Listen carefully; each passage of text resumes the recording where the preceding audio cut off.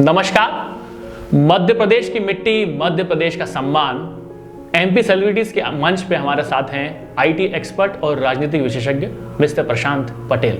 नमस्कार सर। प्रशांत जी की राजनीति पे काफ़ी पैनी नज़र रहती है और एक बहुत बड़ा उत्सव आ रहा है इस देश में जिसे हम कहते हैं लोकतंत्र का उत्सव। तो प्रशांत जी कैसा फील कर रहे हैं अभी आप और कैसा आपका सोच है इस उत्सव के लिए? नहीं, ये बहुत ज़रूरी है और पूरे देश को इस उत्सव मनाने की पूरा हक है। हमारे संविधान ने हमें अधिकार दिया है कि हम वोट डालें। हाँ। और मैं चाहता हूं कि हमें इस पे बढ़ चढ़कर हिस्सा लेना चाहिए। संविधान की बात की आपने, तो संविधान के बारे में आप क्या सोचते हैं और आपके क्या विचार हैं? अभी 14 तारीख गई है और ये एक बहुत बड़ा दिन था। डॉक्टर भीमराव अंबेडकर जी का जन्म जयंती थी और वही हमारे संविधान के कहीं ना कहीं दाता कहे जाते हैं और उनसे जो हमें संविधान मिला है वो हमें हर तरीके का अधिकार देता है और उसमें से एक अधिकार वोट भी है, क्योंकि हम वोट नहीं देंगे तो एक अच्छी सरकार नहीं चुन पाएंगे और अगर हम अच्छी सरकार नहीं चुन पाए तो हमें जो सुख सुविधाएं मिलनी चाहिए एक देश के रूप में, एक राष्ट्र के रूप में, वो शायद हमें नहीं मिल पाएगी। बिल्कुल।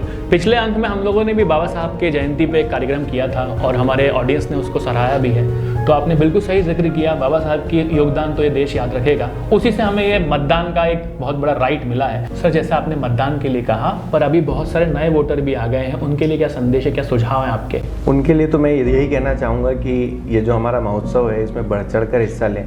जैसे कि मुझे याद आता है कि बचपन में हम जब देखा करते थे तो हमारे माता पिता और बाकी जो बुजुर्ग लोग थे जो 18 प्लस के थे वो अपने वोट देने जाते थे और हम उनसे पूछा करते थे कि आप क्या कर रहे हैं, तो वो हमें बताते थे कि ये हम वोट देने जा रहे हैं बेटा, इससे सरकार बनती है।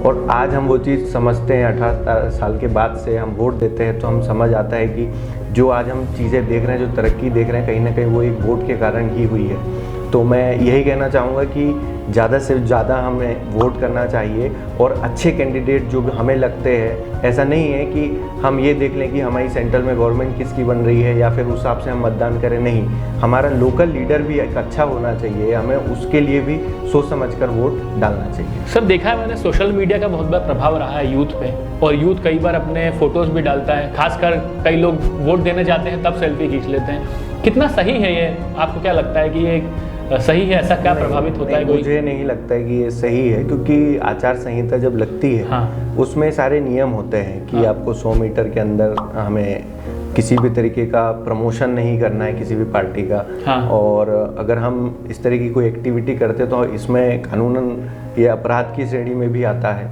और हमें किसी को अपने वोट का जो हम मताधिकार है उससे हम किसी से शेयर क्यों करें? सही बात है, खुद सबका का एक अपना एक अधिकार है और हम उसके अधिकार को क्यों मैनिपुलेट करें? ये मैनिपुलेशन की बात सर घर में भी होती है। कई बार ना पापा बोलते हैं, पिताजी बोलते हैं कि ये सरकार बनना चाहिए, तो हम बहुत सारे इन्फ्लुएंस होते हैं और इन्फ्लुएंसर्स भी बहुत सारे जो इन्फ्लुएंस कर देते हैं सोशल मीडिया पर। हाँ, नहीं, लेकिन मैं आपको एक चीज़ इसमें बोलना चाह रहा हूँ कि जब हम घर परिवार की बात करते हैं तो हमें तो उन्हें ये बताना चाहिए कि ये 3-4 कैंडिडेट हैं जो खड़े हो रहे हैं और उनमें ये काबिलियत है और ये हम कहते हैं ये उनकी कुछ खामियां हैं, ताकि वो खुद से डिसाइड करें कि उन्हें किसे देना है, ना कि हमें इन्फ्लुएंस होना है किसी सोशल मीडिया से या फिर हमारे परिवार के किसी सदस्य थे उससे।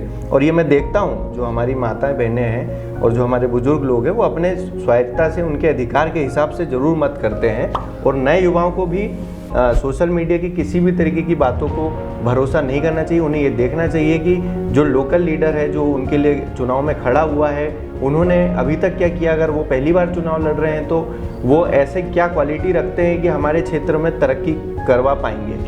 सर, सबसे बड़ा प्रश्न मन में यूथ के आता है कि सरकार कैसे बनती है, और इतने लोग वोट देते हैं फिर मन में आता है कि सरकार कैसे बनती है? देखिए, सरकार बनने का तरीका बहुत आसान है। हमारे जो संविधान है उसमें कि आपको मेजॉरिटी सीट से ही होता है, मतलब ज़्यादातर जो सीट जीतता है, जो पार्टी जीतती है, जो अलायंस जीतता है, उसकी सरकार बनती है।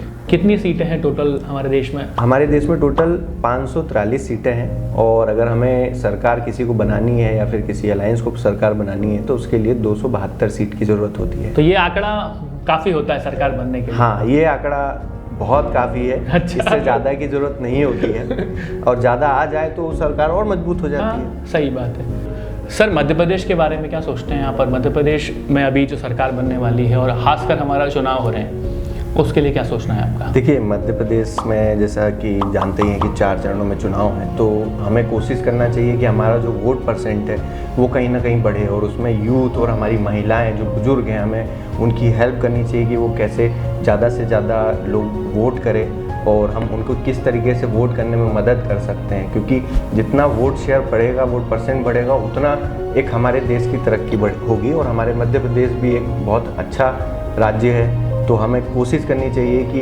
वोट परसेंट हमें बढ़ाना चाहिए अपना। बिल्कुल सर, आपने बहुत ही अच्छी बात की, खासकर हमारे व्यूअर्स को जागरूक करने के लिए। उम्मीद है मतदान का सही उपयोग करेगी हमारी जनता, तो उनके लिए कुछ बोलना चाहेंगे सर आप कि पहले क्या आपकी तरफ से क्या मंत्रा है? अच्छा, तो मंत्रा तो मेरा नहीं, लेकिन हाँ, चुनाव आयोग जरूर बोलता है, पहले मतदान फिर जलपान।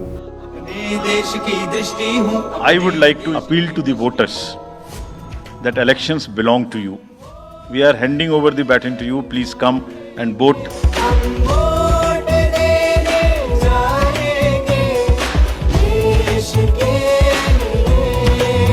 हमें विश्वास है कि यूथ न सिर्फ वोट करेंगे बल्कि हमारे एम्बेसडर्स भी बनेंगे। The entire team in the ECI is ready to ink the voters. Please join us. सभी का हम धन्यवाद कहते हैं और आपका स्पेसिफिकली कि आपने हमारी मध्य प्रदेश की जनता को इतनी अच्छी बात बताई, और ऐसी ही कहानियां लेकर आता है एमपी सेलिब्रिटीज। मध्य प्रदेश की मिट्टी, मध्य प्रदेश का सम्मान। हमारे चैनल को लाइक करें, शेयर करें, सब्सक्राइब करें। धन्यवाद।